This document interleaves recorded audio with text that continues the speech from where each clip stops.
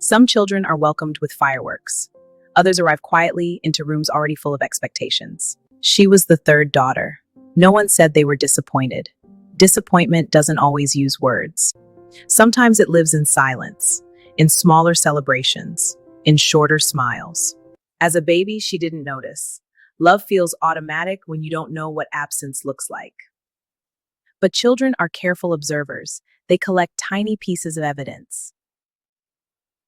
Photos on the wall, school events with empty seats, praise that sounds polite instead of proud.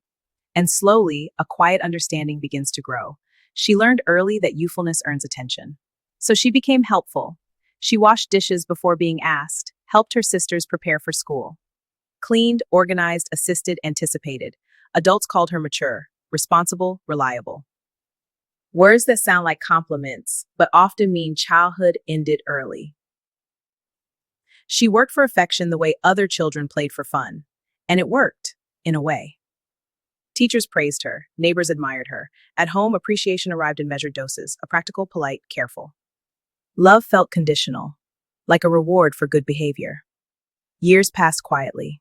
Her sisters grew up and moved away, chasing their own lives. She stayed longer, not by choice, by habit. Responsibility had wrapped itself around her identity. Then one evening, a simple sentence changed everything. Her father smiled proudly at a visitor and said, "She's the one who helps us the most." It wasn't cruel. It wasn't meant to hurt. But in that moment, she understood her role completely. Not the dreamer, not the joyful one, not the ambitious one, the helpful one. A supporting character in her own story. And suddenly she was tired. Tired of earning affection through usefulness. Tired of being reliable instead of known. Tired of being present without being seen. Leaving didn't happen dramatically. No arguments, no emotional speeches. One day, she simply chose a different life. A small apartment, a mattress on the floor, instant noodles eaten in silence. And then something unexpected happened. She laughed. A real laugh. Unplanned, unnecessary, completely hers. For the first time, she existed without performing. She learned hobbies without purpose, rest without guilt, joy without permission.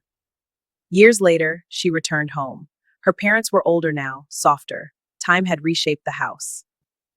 They asked about her life with curiosity, listened with attention. The change came late, but it came. She realized something gently. They hadn't meant to leave her unseen. They simply never learned how to see what they didn't expect.